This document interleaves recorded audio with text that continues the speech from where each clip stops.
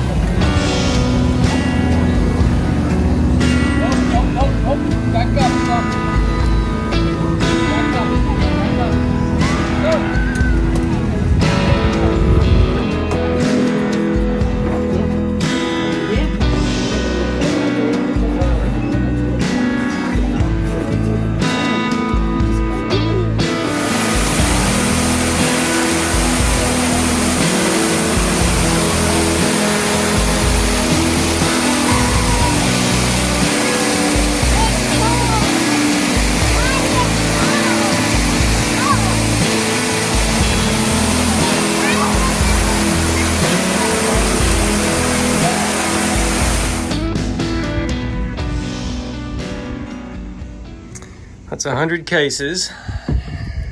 I think that's 1,500 pounds of honey there. Quite a lot of bottling time. Family and I took a trip to East Tennessee, Sevierville, Pigeon Forge area last week.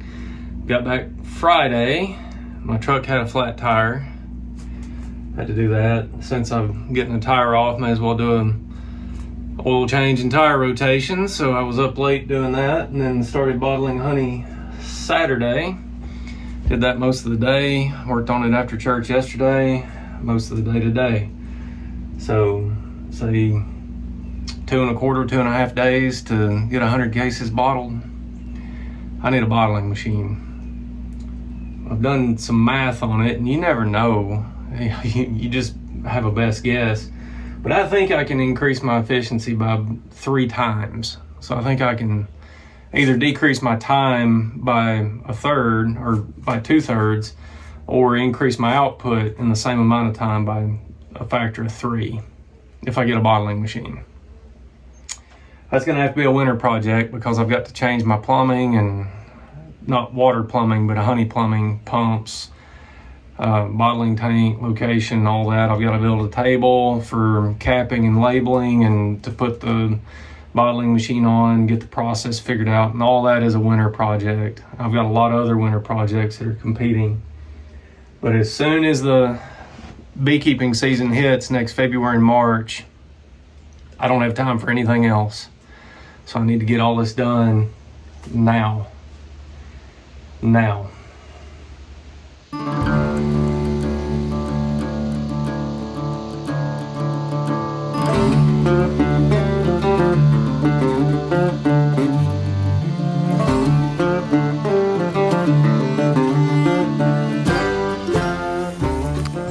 60 degrees Fahrenheit. I'm stealing an afternoon. I should be bottling honey right now, but well, it's beautiful, and I haven't been in a beehive in 2.5 or 3 weeks, I bet.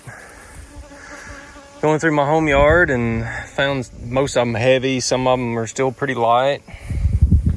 I caught this little swarm by this tree. I don't know when it was, June, May or June probably, and haven't done much with them. They're moderately heavy. They are on a double screen board. I like catching swarms on double screens because since they never grew into 2 boxes, I'll just come in one cool morning and pick them up and go move them to another yard, set them on top of a big hive, and take the lid off of that hive and plop them down, and then they will have a heat source underneath them. That and some Hive Alive fondant on top will give them a pretty good chance of making it through winter. We're just about done feeding liquid feed. So it's October 15th, I think. And, you know, we were 65 for a high today, 34 for a low. So just above freezing. We are going to warm up in the next week. We'll have a couple more days that will approach 80. And next week will be in the 70s. But that kind of weather is on the way out. And it's late enough in the year the hives aren't going to put on a lot of weight. So got a small window to feed up some more that are consistently light, but it's closing quickly. It's time to shift gears into winter work projects and things I need to get done to expand my business for next year. I mean, goodness, my extraction system needs to be improved. I need more space. Stopped and talked to a place today about getting another 40-foot high cube container. And I would love to get the three. I've got two 40-foot high cubes now. One of them's finished out on the inside, so it's inspected as my honey house. The other one is storage. This third one is going to become my extraction unit. And my idea is to put roll-up doors in between them.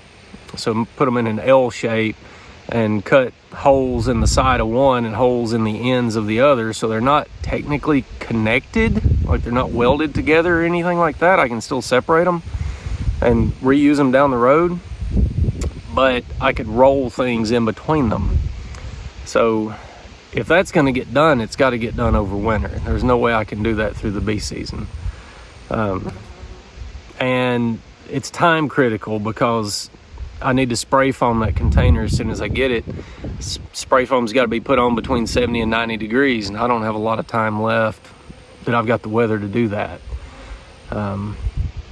Yeah.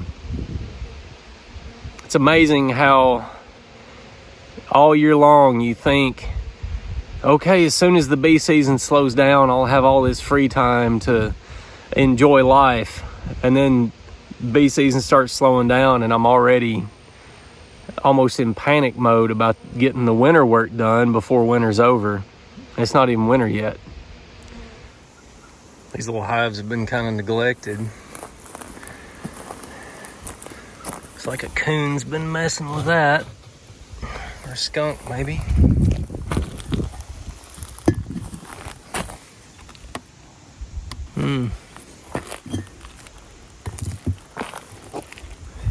Pretty light.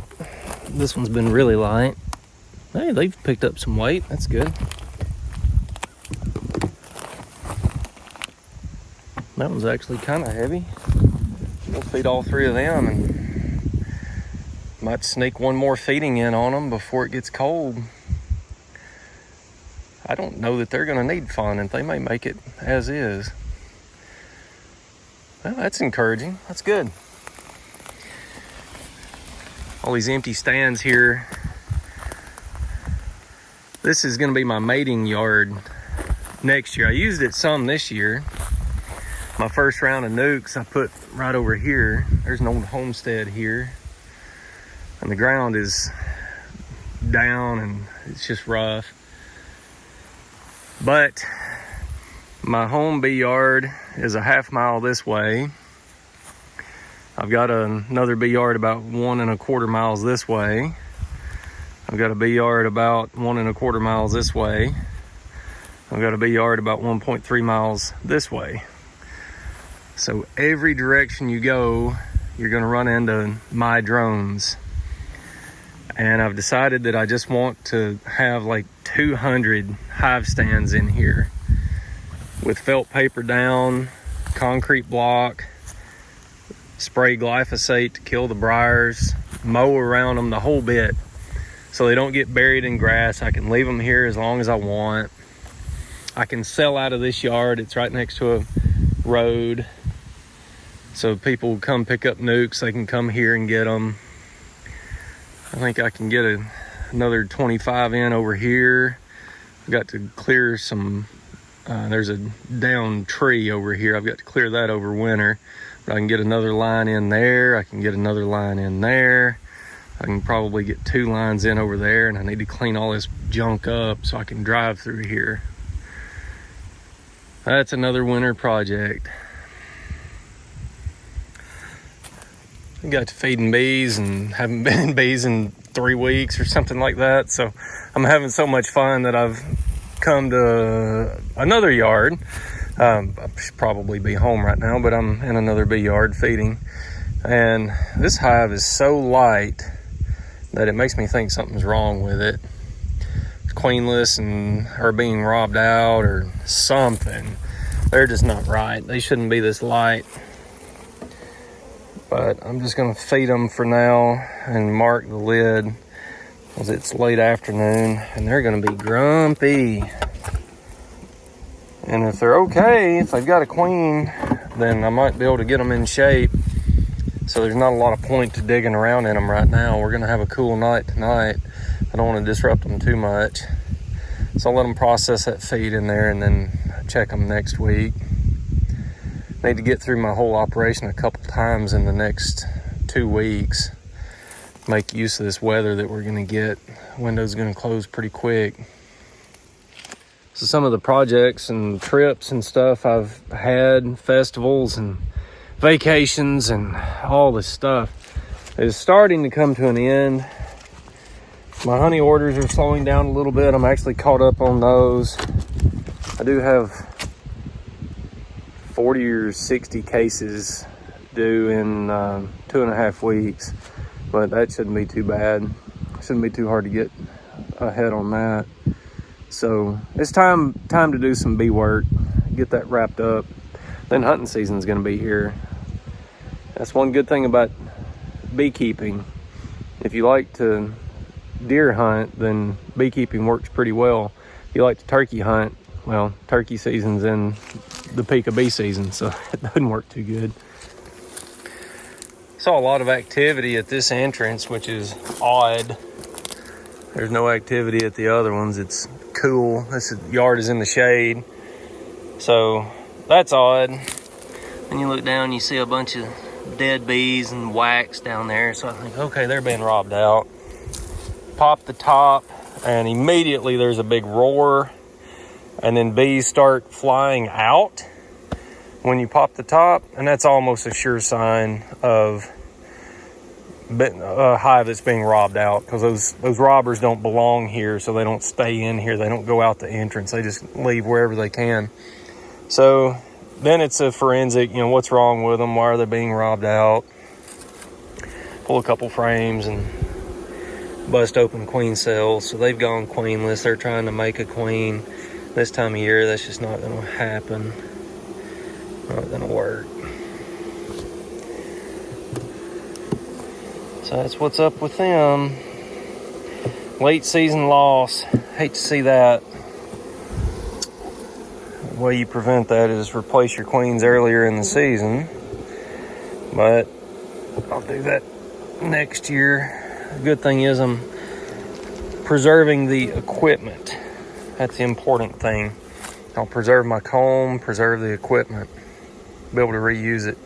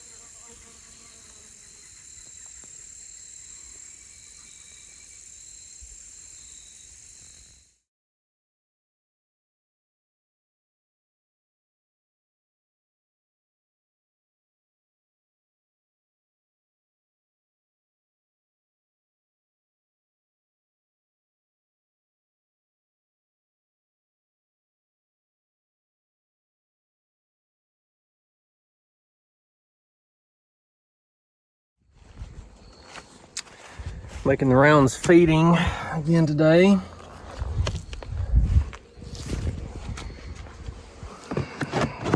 cocoons. I like to pull those out, try to get to the wax and everything on them.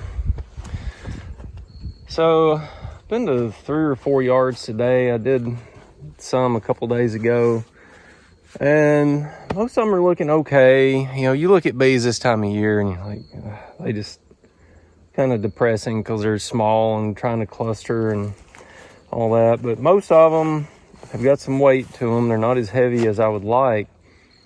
I found at least one hive in every yard so far that I think is going to starve over winter, and that's not good. I fed so much syrup this year with the drought that we've been in. You just feed and feed and feed and feed, and they don't gain weight. And I don't know, I think maybe some of them it's genetic.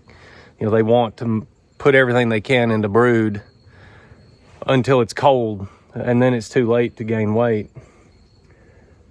So I have been feeding, when I was trying to get comb drawn in June, I was feeding 3 bags of sugar in a 55-gallon drum of syrup. That's 150 pounds, 50-pound bags.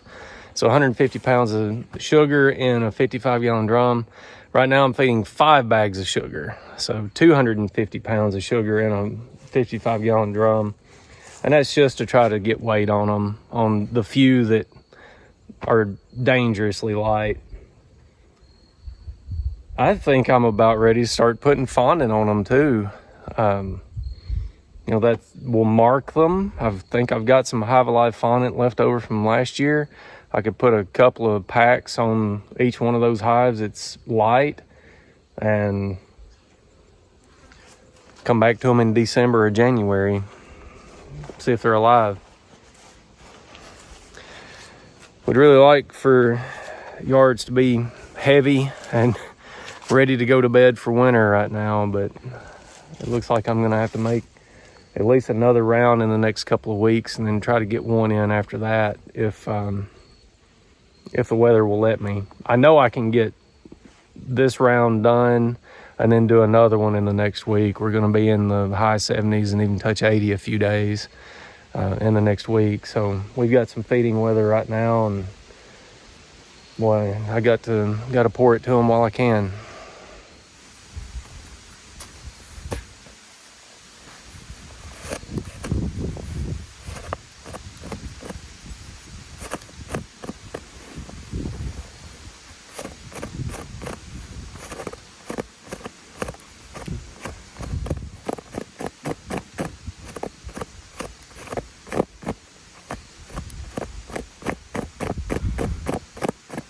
Don't let anybody tell you the hive tool is only single use.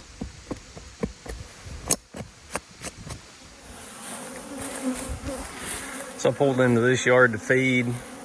I've obviously got some robbing activity going on. Bees sniffing around this hive and this one and this one. I'm trying to get underneath it.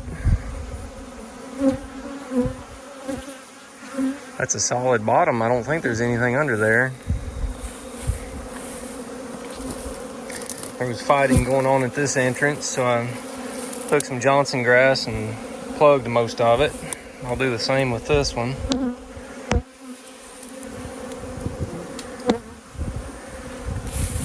I don't know if this hive down here has been robbed out or it's one of the ones doing the robbing. It's narrowed down enough it should be able to defend.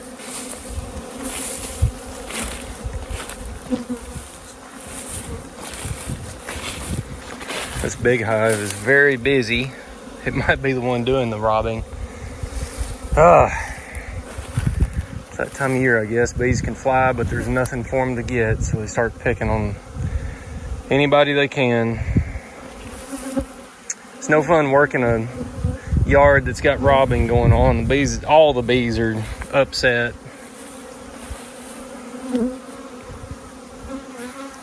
I am feeding in here, so I've got to be really careful not to spill anything. Can't spill a drop. I just figured out why I've got a robbing problem here. This is a deep box with a solid bottom. Got this from Bob Benny back in the spring. I don't know if you can see this or not, but there's a big hole in there. That's where the bees are robbing at. I don't have any duct tape, so I got to go to the house and get some duct tape. I'll close that off, and that'll solve that problem.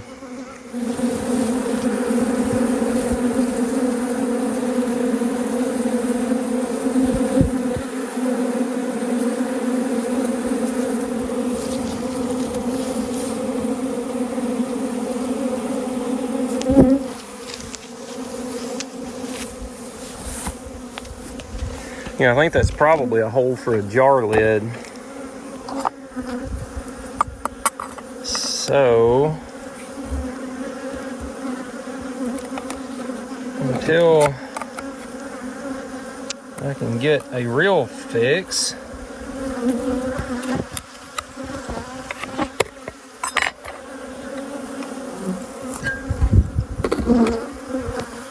let's get me a jar lid hole. Give me an extra jar lid and stick in there.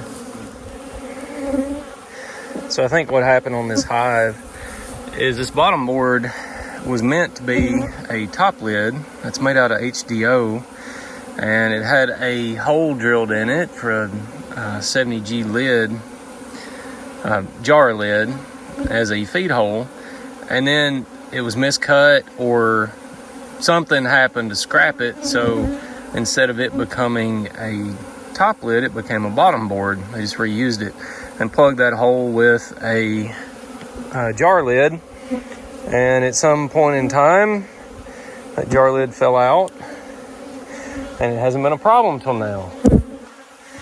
Hive was big enough and strong enough that they could patrol that space and protect it, but there is just so much robbing pressure right now that they started getting robbed out. So I replaced the lid in the bottom. I duct taped it so it can't fall out again. I had to steal a lid from here, so I've got to replace that lid now. And I'm duct taping the entrances on the hive surrounding, because as soon as I covered this one, they went here and then they went here, and you know, once you get robbing started, it's like a domino effect. You just go from one to the next. But this hive's got bees in it. They should be able to make it with a 2.5 inch by 3/8 entrance. They should get calmed down. It's a mess. I hate robbing. Hate robbing.